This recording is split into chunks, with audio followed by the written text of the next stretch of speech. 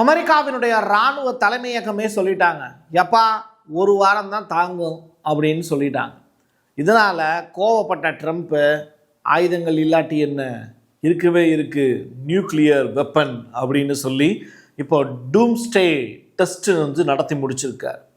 இதை பயன்படுத்தினா ஹிரோஷிமா நாகசாகியை விட பெரிய அளவிலான ஒரு பாதிப்பு அப்படிங்கிறது ஈரான் மேலே விழும். அது தெரிஞ்சும் ஈரான் மகிழ்ச்சி அப்படின்னு எழுதியிருக்கோம்னா அதுக்கு பின்னாடி சில காரணங்கள் இருக்குது. உலகமே அதிர்ச்சி தான், பட் ஈரான் மற்றும் எப்படி மகிழ்ச்சி, அதுதான் அந்த வீடியோ. டீட்டெயில்டாக பேசுவோமா? வாங்க பார்க்கலாம் உறவுகளே. இது Prasad signature. Prasad signature media broadcasting private limited. நீங்க நியூஸ் ரீடரா மாறணுமா, கண்டென்ட் கிரியேட்டரா உருவாகணுமா, சேட்டலைட் சேனல்ல ரிப்போர்ட்டரா வேலை பார்க்கணுமா, டாக்குமெண்ட்ரி மேக்கிங்ல இருந்து ஜேர்னலிசம் பற்றிய முழுமையான பயிற்சி பெற உங்களுக்கான அருமையான வாய்ப்பு. எங்களை தேடி வாங்க. ஆன்லைன் மற்றும் நேரடி பயிற்சி வகுப்புகளும் சர்டிபிகேட் கோர்ஸாவே கத்துத்தரும். மீடியா துறையில் 10 ஆண்டுகளுக்கு மேல அனுபவம் உள்ளவர்கள் பயிற்சி கொடுப்பார்கள். வாய்ஸ் ஓவர் தொடங்கி வாய்ஸ்லெஸ் பீப்புளுக்காக உங்களை சிறந்த ஜேர்னலிஸ்டா உருவாக்க வேண்டியது எங்களோட பொறுப்பு. ஸ்கூல்ஸ் அண்ட் காலேஜஸ்ல ஜூனியர் ஜேர்னலிஸ்ட்ங்கிற பேர்ல ஒர்க் ஷாப்பும் கண்டக்ட் பண்ணி கொடுக்கிறோம். மோட்டிவேஷனல் ஸ்பீக்கரா கடந்த 15 ஆண்டுகளா கல்வி நிறுவனங்களுக்கு நிகழ்ச்சிகளும் நடத்தி தரோம். தொடர்புக்கு 9944790333 94493594 prasadsignature@gmail.com. தென்னிந்தியாவின் கட்டடக்கலை ராஜாக்கள் creator constructions and north west interiors உங்களோட கனவு இல்லத்தை பிரம்மாண்டமா கட்டி கொடுக்குறாங்க கிரியேட்டர் கன்ஸ்ட்ரக்ஷன்ஸ். அதோட கட்டி கொடுத்த வீட்டை இன்டீரியர் பண்ணி அழகாக்குறாங்க நார்த் வெஸ்ட் இன்டீரியர்ஸ். தொடர்புக்கு 72907991. உங்களுடைய தொழில் சம்பந்தமான விளம்பரங்களை நமது சேனலில் ஒளிபரப்ப உங்களுக்கான அருமையான வாய்ப்பு. ஆபரேஷன் ட்ரூ ப்ராமிஸ் 4, அதில் 16 நிலைகளை கடந்து ஈரான் வீர் நடை போட்டு வெற்றி படிக்கட்டுகளில் ஏறி நடந்து போய்கிட்டே இருக்காங்க. எப்படி இது சாத்தியம் அப்படிங்கிற கேள்விக்கு பதில் தெளிவான திட்டமிடல் அப்படிங்கிறது தான். துபாய் மீதான ஏவுகணை மற்றும் ட்ரோன் தாக்குதலில் இதுவரைக்கும் இறந்து போன அமெரிக்கர்களுடைய லிஸ்ட் மட்டும் 100 கடற்படையினர் அப்படின்னு சொல்கிறாங்க. 100 அமெரிக்க கடற்படையினர் இறந்து போயிருக்காங்க அப்படிங்கிற செய்தியை கேட்ட உடனே உண்மையிலேயே ட்ரம்ப்புக்கு ஷாக். அப்போ இந்த போரில் நிஜமாகவே நம்ம தோத்துக்கிட்டு தான் இருக்கும் போல் மற்றவங்க சொல்கிற மாதிரி அப்படின்னு யோசிக்கிறார். இது பத்தாததுக்கு செனட்டு சிண்டிகேட்டுன்னு சொல்லிட்டு ஒரு யூனிவர்சிட்டி வச்சு நடத்துகிற மாதிரி அமெரிக்காவில் ஏகப்பட்ட பஞ்சாயத்து இருந்துக்கிட்டே இருக்குது. அதில் ஒன்று தான் அமெரிக்கா மற்றும் இஸ்ரேல் இடையேயான இந்த ஈரானுக்கு எதிரான போர் இருக்குல்ல. அமெரிக்கா காங்கிரஸில் ஒரு அமெரிக்க கடற்படை வீரர் எந்திரிச்சு நின்று நீங்கள் பண்ணுறது தப்பு அப்படின்னு கட்ஸோடு சொல்கிறார். எப்படி நீங்கள் பண்ணுறது தப்பு அப்படின்னு ட்ரம்ப்பை பார்த்து சொல்கிறார்.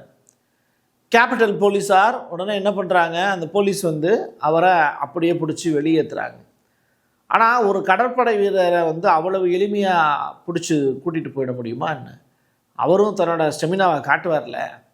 ஐயோ அப்பா, அந்த வீடியோலாம் நீங்கள் பார்க்கணும்.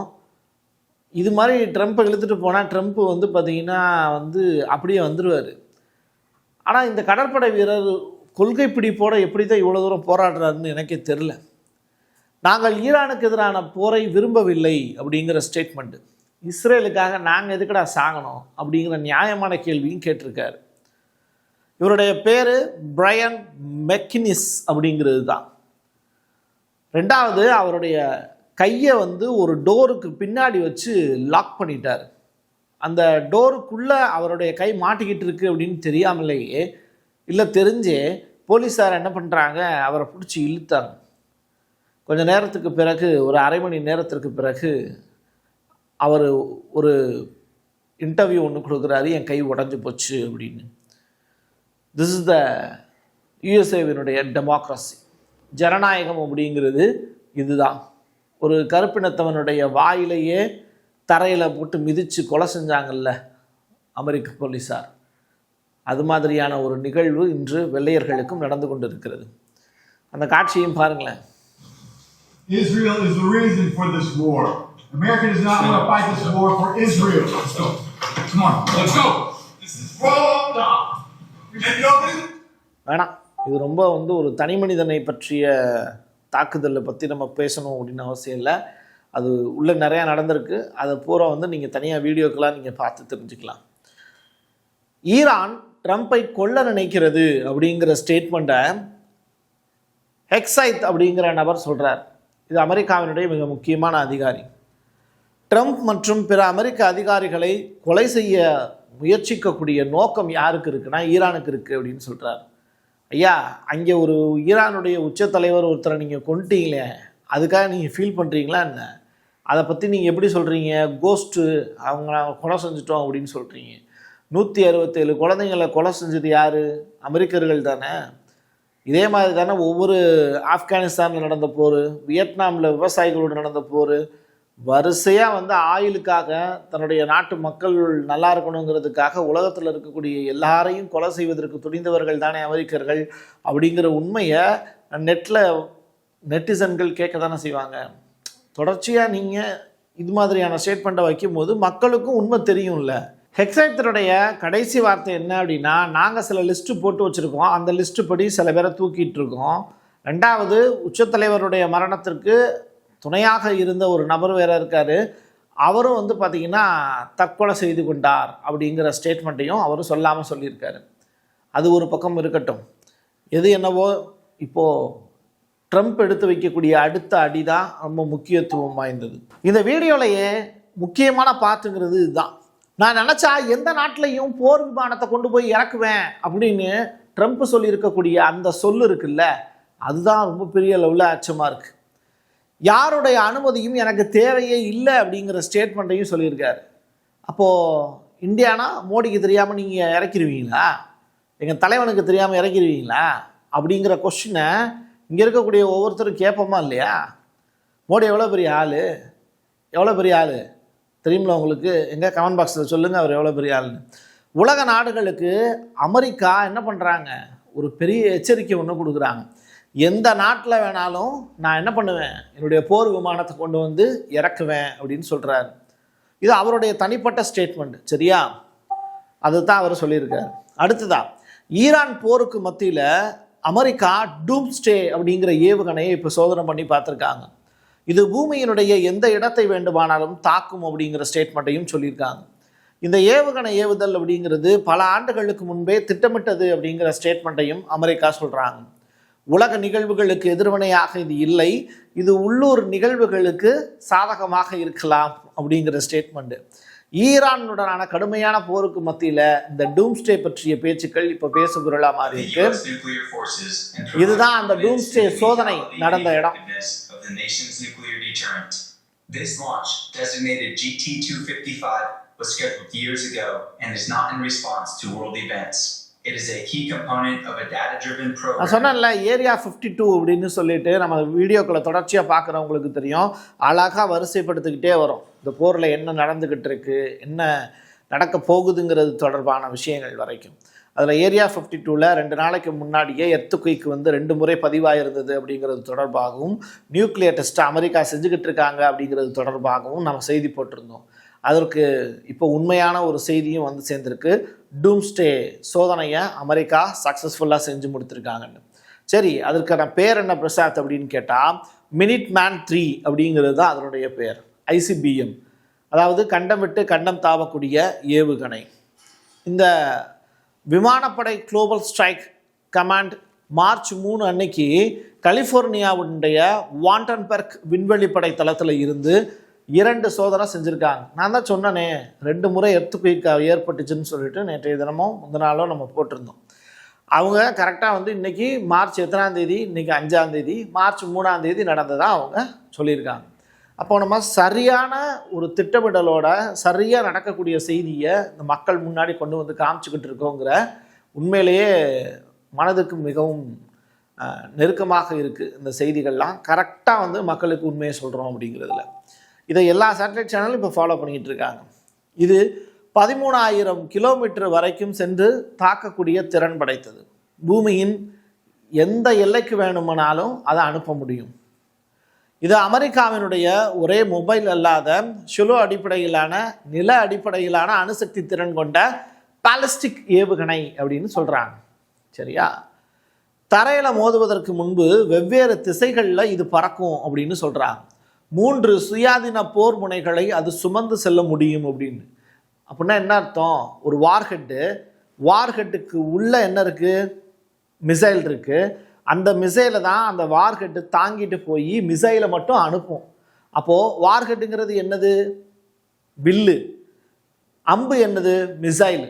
அப்போ அந்த வார்ஹெட் அப்படிங்கிறது 3 வார்ஹெட்டாக இதை வச்சு கொண்டு போக முடியும் அப்படின்னு சொல்கிறாங்க ஒரு ஏவுகணையில். ரைட்டா? அப்போது இப்போதைக்கு என்ன அதில் வச்சுருக்காங்கன்னா ஒன்று தான் வச்சுருக்காங்களாம். ரஷ்யாவுடனான அணு ஆயுத குறைப்பு ஒப்பந்தத்தின் காரணமாக இந்த ஒவ்வொரு மிசைலுமே என்ன ஆகுது? ஒரு வார்ஹெட்டை மட்டும் வச்சு தான் இப்போ அனுப்பிட்டு இருக்காங்க அப்படிங்கிற தகவல். ஸோ 3 வார்ஹெட் அப்படிங்கிற அந்த கான்செப்ட்லேருந்து அமெரிக்கா பின்வாங்கியிருக்கு இந்த நியூக்ளியர் விஷயத்தில்.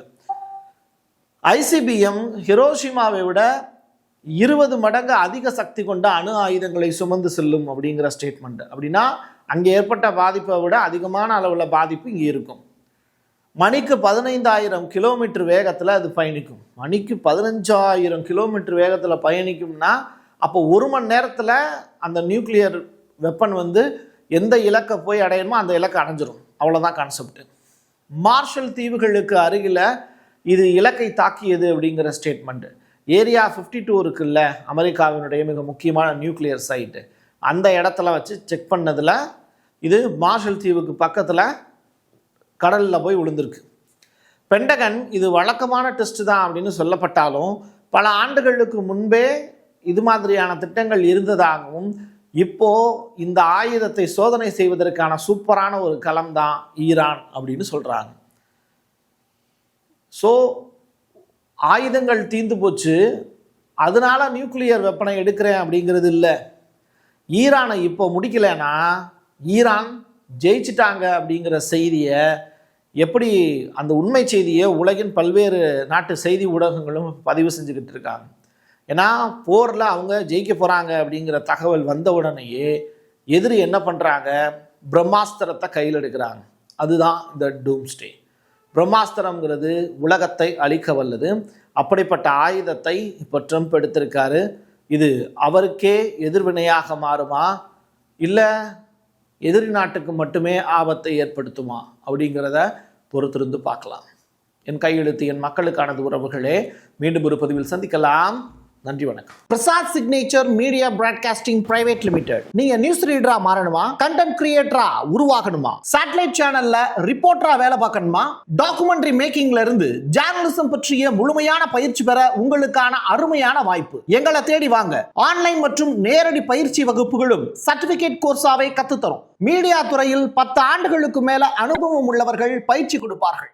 வாய்ஸ் ஓவர் தொடங்கி வாய்ஸ்லெஸ் பீப்புளுக்காக உங்களை சிறந்த ஜேர்னலிஸ்டா உருவாக்க வேண்டியது எங்களோட பொறுப்பு. ஸ்கூல்ஸ் அண்ட் காலேஜஸ்ல ஜூனியர் ஜேர்னலிஸ்ட்ங்கிற பேர்ல ஒர்க் ஷாப்பும் கண்டக்ட் பண்ணி கொடுக்கிறோம்.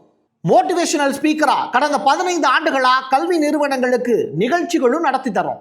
தொடர்புக்கு 9944790333 94493594 prasadsignature@gmail.com. தென்னிந்தியாவின் கட்டடக்கலை ராஜாக்கள் creator constructions and north west interiors உங்களோட கனவு இல்லத்தை பிரம்மாண்டமா கட்டி கொடுக்குறாங்க கிரியேட்டர் கன்ஸ்ட்ரக்ஷன்ஸ். அதோட கட்டி கொடுத்த வீட்டை இன்டீரியர் பண்ணி அழகாக்குறாங்க நார்த் வெஸ்ட் இன்டீரியர்ஸ்.